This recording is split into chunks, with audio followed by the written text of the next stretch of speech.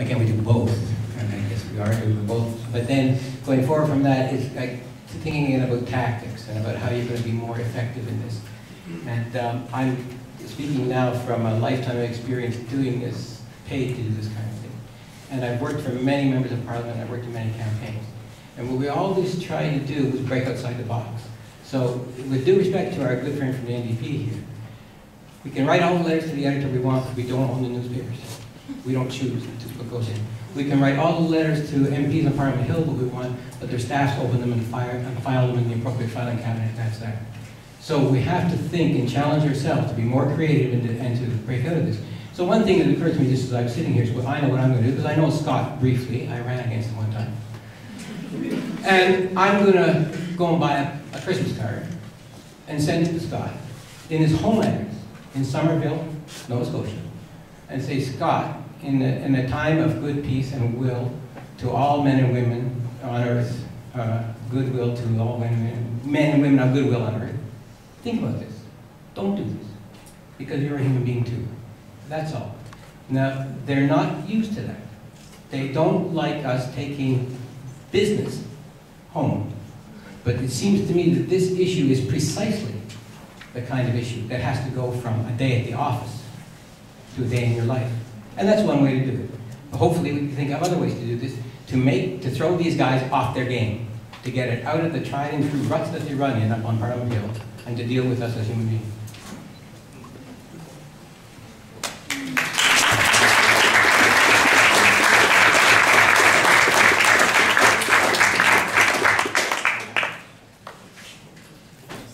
Extremely good point that Francis Moore Lappe, I forget, who is a food democracy advocate and has written about food myths and so on, and in her book she talks about the importance of telling stories and of trying to make the situation human, and notes the fact that so often we receive the information about events going on around the world in terms of statistics. And that's a hard kind of factual, left brain, analytical approach to things. And I think you're absolutely right that we do need to break this out into the human side, not only the human elements in Colombia, but what that means on our consciousness as well as nation. So good on the parliamentary committee for getting down there and hearing the real stories, because I've read a lot of them too, and I've read the reports from the Parliamentary Standing Committee, and you should have a look at it because it's very good reporting. I'd like to make a few comments. One is that the fact that Nova Scotians depend on Colombian coal has not been brought up. The villages are being displaced in Colombia because of this expanding open pit coal mine, so that Nova Scotians can get coal to run the Nova Scotia power generators. Another comment is that I have friends who work as missionaries in Colombia, and they say that with Uribe in power, it's a lot safer for them because there are far less kidnappings in the cities, at least.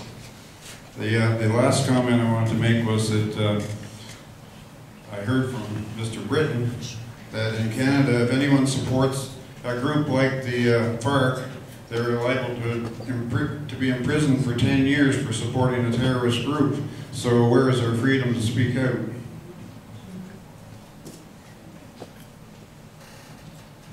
Any response? No, I think you put it well. Thank you. My topic is, I mean, really, a comment I have said it a little bit out of this topic, but what's the problem brought to my attention when you have a paper here saying, I have 4 of them actually, global justice, global justice, global justice, global justice. That's fine. But when you talk about Colombia, it's what's bothered me. It's more than Colombia. It's when you look to the justice, global justice, you should look to the other places in the world beside Colombia. We are in the Middle East over 60 years. We have the Israeli Zionists take our home, take our property, destroy our house, kill our children. Where are you? You talk about justice? You criticize Colombia? well adjusted. While you see the Canadian government, whether damn liberal or conservative, I don't think they do not support this kind of behavioral activity. And today, they have 4 million Palestinians under siege. Nobody could get in or out, and they give them a little bit amount of food to eat, water to drink, gas for heating. And nobody, the media quiet. Where are you? Where's the justice? And I wish that goes for every piece of the country in the world if you talk about justice. Whether in Palestine, or Colombia, or Cuba, or even the United States itself. Even in this country itself, when you have more than 150 or 200,000 homeless, what justice are you talking about? Thank you.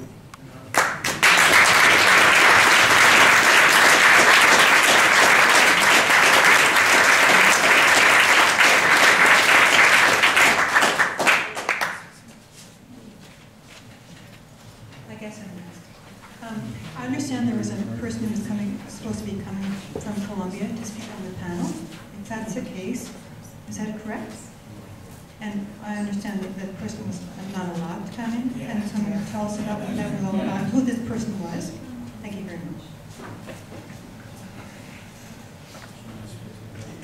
Well, this has happened several times, actually. Recently, we've tried to bring speakers into the university. Recently, Haro was supposed to come and speak and was denied visa. Canada denied his entry into the country. So it's interesting that the Colombian government will even allow him to leave, but it's this end that says no. So, but this isn't new. This is something that has been going on quite some time, and increasingly, people who were once denied visas, if they did get through, were detained by CSIS or the RCMP in the Pearson Airport. And were interrogated. One person, because they spoke Russian, French, Spanish, and English, was interrogated for 14 hours because they were wondering why she was coming to Canada. Why do you know so many languages? I knowing being multilingual was a crime in Canada. I thought you guys might be a little, what do you think? Anyway, but yes, there was a speaker coming to the region who was going to speak and was denied entry into Canada. And who was that, and what was he all about? Well, there's I think, yeah, more accurately, I'll pass it on.